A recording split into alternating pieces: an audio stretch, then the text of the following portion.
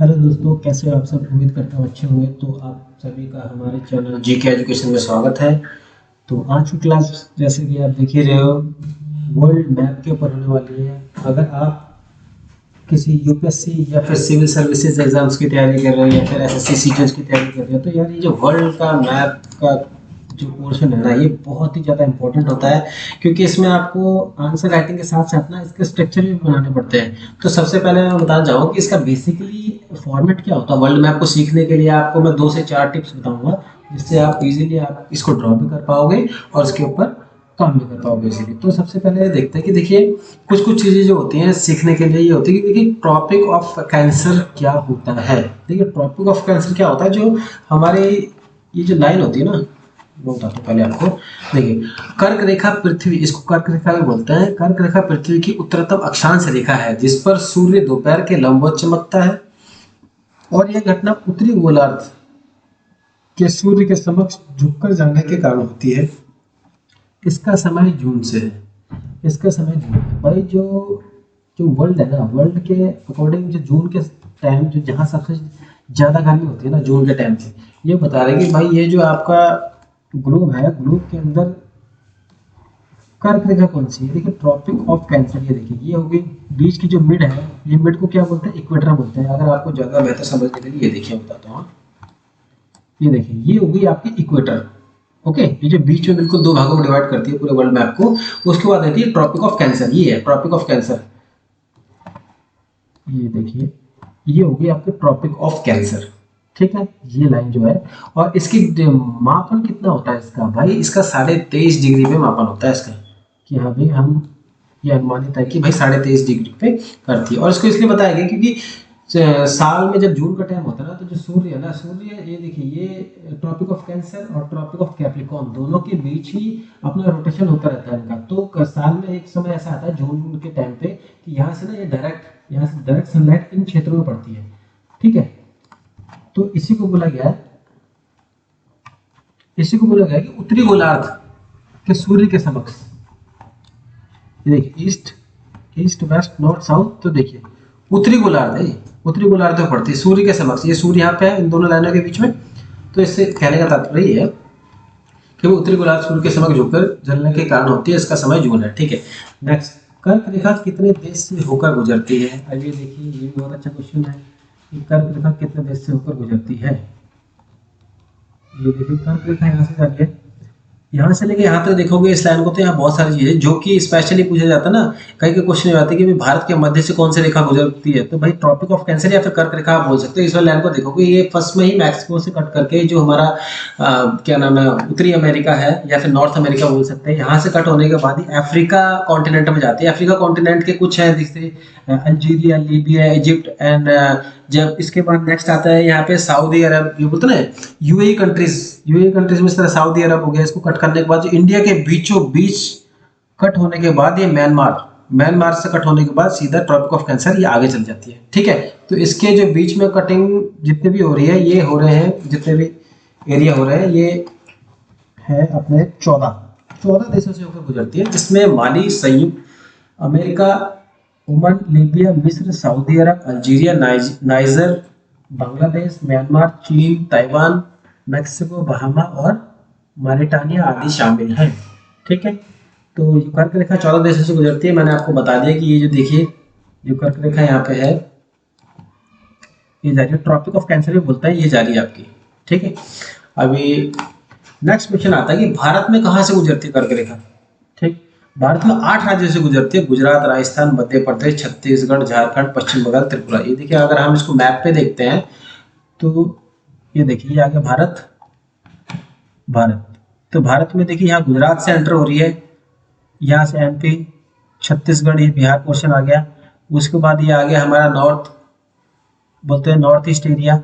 North east area से होके Burma, देखो आज के टाइम पे म्यांमार बोलते हैं इसको, पहले के टाइम पे बर्मा बोलते थे। तो यहाँ से निकलते हुए आपके ट्रॉपिक ऑफ कैंसर क्रॉस होती है। ओके, अभी नेक्स्ट क्वेश्चन है आपका, ट्रॉपिक ऑफ कैप्रिकॉर्न या फिर विषुवत रेखा कहाँ से गुजरती है।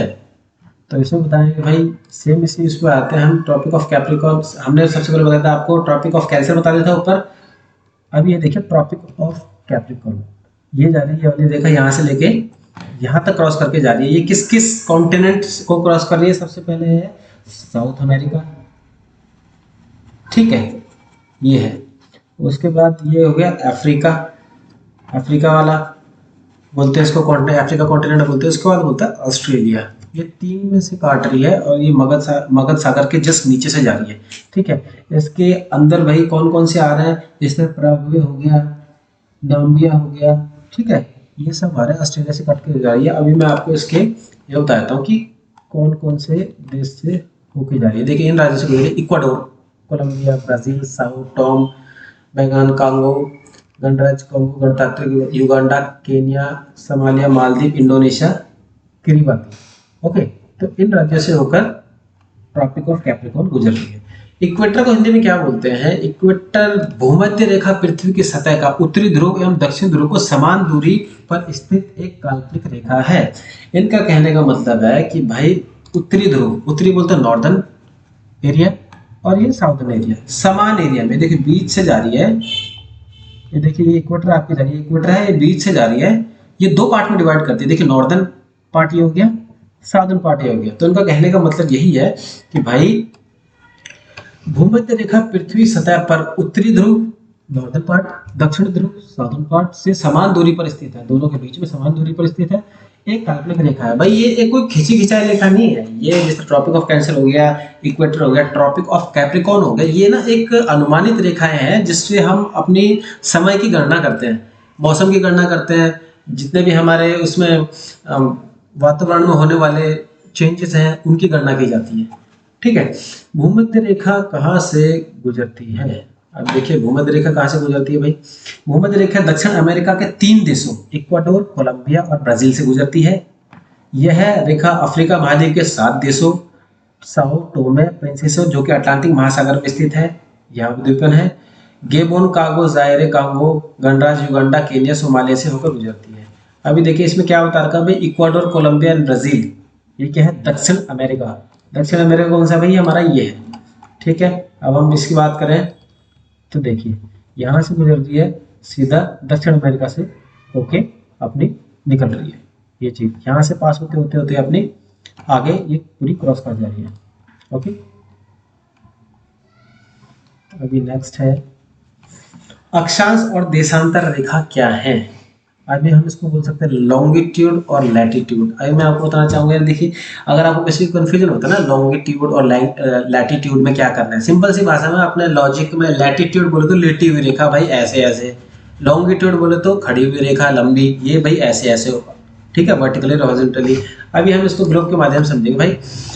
ये जो ये देखिए इसमें आपको ग्लोब के अंदर लेटी हुई रेखा दिख रही है, जो ये हो गई भाई आपकी लैटिट्यूड। ये देखिए ऐसे ऐसे ये जो हो रही है ना, ये होगी आपकी लैटिट्यूड। लॉन्गिट्यूड कौन सी होगी? जो ऐसे ऐसे आ रहे हैं ना, ये देखिए, फिर ये देखिए ये जो आ रही है इतनी सारी रेखा, ये होगी लॉन्गिट्यूड। अब बात आती है इनकी मेजरमेंट की, ठीक है। मेजरमेंट किससे होता है? यहाँ पे होता है 90 डिग्री नॉर्थ पोल, ठीक है। फिर उसके बाद 80, 70, 60, 50, 40 ऐसे डाउनवर्ड्स आते आते ये ठीक ऑपोजिट साउथर्न में यहाँ पे -90 डिग्री पहुंच जाता है, ठीक है, साउदर्न पोल में। ये हो गया, ठीक है। अभी ये तो बात थी लॉन्गिट्यूड की, जो लंबी रेखाएं हैं। अभी लैटिट्यूड, जो लेटी हुई रेखा है, उनका क्या करना पड़ेगा? ये यहाँ पड़ जाता है हमारा, देखिए ये जो यहाँ पे निशान है ये है इक्वेटर, ठीक है। ये हो गया हमारा इक्वेटर। इक्वेटर भी 0 पे होता है, done. Tropic of Cancer 23.5 degree पे, ट्रॉपिक ऑफ कैप्रिकॉर्न ये जो चीज है ये भी 23.5 डिग्री पे होती है। अब बात आती है इनकी, ये आपके लॉन्गिट्यूड मैंने आपको बता दिया है किस हिसाब से मेजरमेंट होता है, 90, 80, 70, 10-10 का गैप होता है। और इसी तरह लैटिट्यूड भी होती है। जो लैटिट्यूड वाली है ना, इसमें होता है ये यहाँ से 0, ये जो बीच का लाइन है ना, ये मेरिडियन लाइन है, ठीक है। इसको मेरिडियन लाइन बोलते हैं, जो बीच की जो दो भागों में बांटती है। इसका भी मापन होता है 0 डिग्री, यानी मेरिडियन और अपनी ये वाली लाइन इक्वेटर, ये दोनों 0 डिग्री पे होती है, ठीक है। अभी नेक्स्ट है, ये समझ में आ गया ना अक्षांश और देशांतर रेखाएं क्या होती है, ठीक है। नेक्स्ट है प्राइम मेरिडियन का मान क्या है। जैसा कि मैंने बताया भाई, प्राइम मेरिडियन का मान होता है 0, जो कि भाई इसको डिवाइड करती है ये वाली, ये जो मोटी वाली लाइन आ रही है, ये वाली जो बीच में सेंटर में आती है ना, ये 0 होती है। दो चीजें ध्यान रखना, प्राइम मेरिडियन और इक्वेटर दोनों का 0 होता है। बाकी ट्रॉपिक ऑफ कैंसर और कैप्रिकॉर्न दोनों का 23.5 डिग्री होता है। डन। हाँ, ये जो बीच वाली लाइन है इसको बोलते हैं प्राइम मेरिडियन।